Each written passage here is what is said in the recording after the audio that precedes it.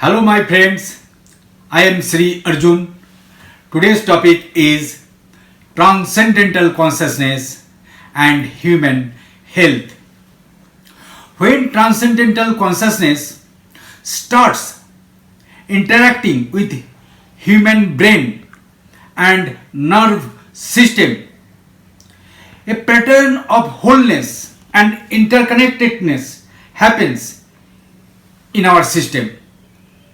Then every cell starts functioning in a very synchronized way and make a coherent pattern, and from that state of coherent pattern, release of good chemicals and hormones can be maximized to a very good extent, and immunity power becomes so high,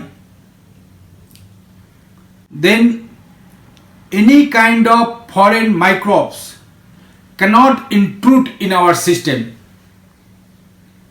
This is the new generation medicine, consciousness becoming the medicines of coming human civilization. My friends, just get in touch with us for our forthcoming seminars and workshop. Please subscribe my channel and turn on the notification bell so that you get all my videos. Namaste.